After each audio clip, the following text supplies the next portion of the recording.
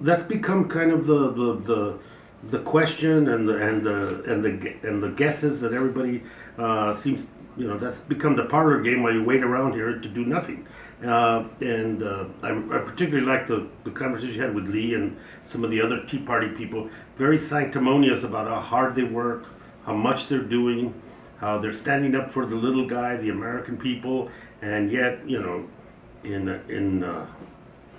some ideological madness, are going to jeopardize the economy of this country. 800,000 people locked out of their jobs, and the public locked out of the assets that they own, whether it's the parks or whether it's a Head Start program where kids cannot go in to school now. And I think that what's happening with Boehner is that he is not able to summon up the guts to say, we're going to vote on this, I'm putting it on the floor, and let the chips fall. And more and more, the more and more pressure that gets on him, the more paralyzed that whole situation seems to get. Now we're going back today and do some piecemeal, semi-take off the shutdown on some areas that they feel they have a political, they can make some political hay out of it. A majority of our caucus continues to vote no, because this is something they did system-wide, and I don't think we should be enabling them to pick and choose what they consider are priorities for the American people. I happen to think WIC's a priority, but you're not going to see that on the list. I happen to think Meals on Wheels is a priority. You're not going to see that on the list. Opening up Head Start to 60,000 children, I think that's a priority. And so by allowing people to pick and choose, you're enabling them to keep this insanity going. I don't know how long they can keep going, but at the end of the day, I don't know when that will be. I think we're going to vote, and we're going to vote on a clean CR.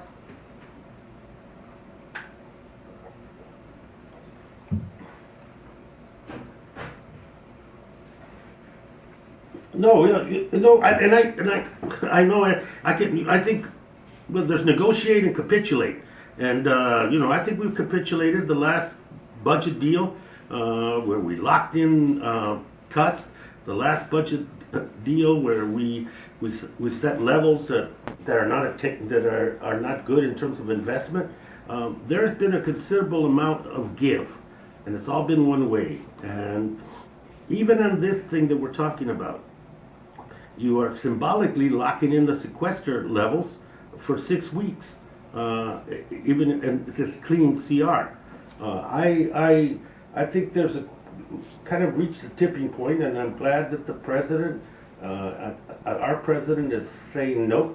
I am not going to negotiate. Healthcare is not on the table, because the past pattern has been whatever you gave, you got to give more, and we're to the point, the tipping point, that there has been a compromise. For 6 weeks, we've accepted some funding levels that many of us in Congress, the Progressive Caucus at least, find abhorrent and destructive. And we'll revisit that in 6 weeks. But the point being, I consider that to be a big give and a big part of a negotiation. But to insist that they're going to deal with the healthcare reform, and that has to be their top agenda item, and they don't care what else happens to the country, I think we need to stand firm.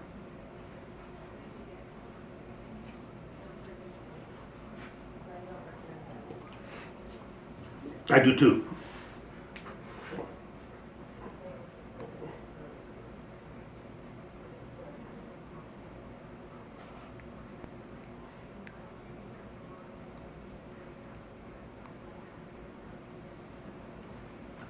And there's a lot at risk for Boehner.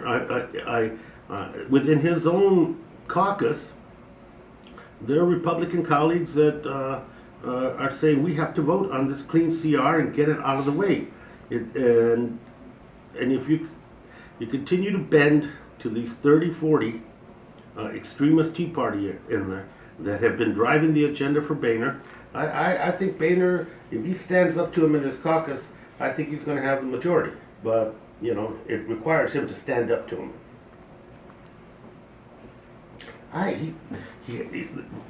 it's and I've served with Boehner when he was chairman of the Education Committee, a reasonable man.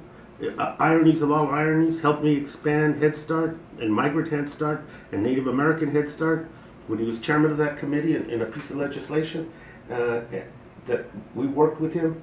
And I think instinctively he wants to make a deal, but politically I think he's become gun shy, and the consequence of that is that we have no leadership coming out of the Speaker's office. And Cantor has gone to hide because he's waiting to see how this all works out. Ryan is not talking in public, so you really he's kind of there tilting in the wind by himself. And I don't see him having right now, for lack of a better word, the confidence to really lead.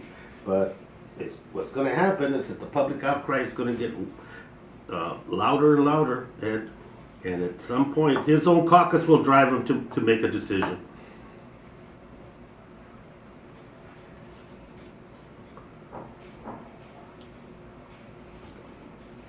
Yes. I don't think so. I don't think so, and I hope we don't. I think combining those two, it would create, and we're still in the same scenario where these 30 or 40 Tea Party members are driving the agenda for the nation. Then we're looking at very, very serious consequences.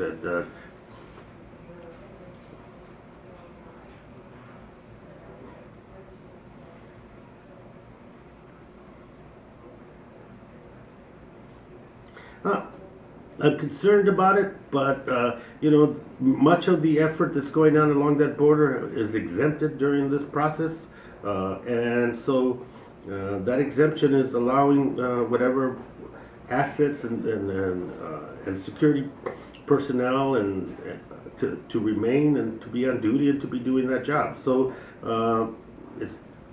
that is not something that people should be fearful of, but there's other kinds of security that are at risk now, and that has to do with just the very maintenance of our system. We have huge Army bases, huge Air Force bases in Arizona, and those civilian employees are not there. And that's a different kind of security that people should be terribly concerned about. Good, thank you very much, I appreciate it.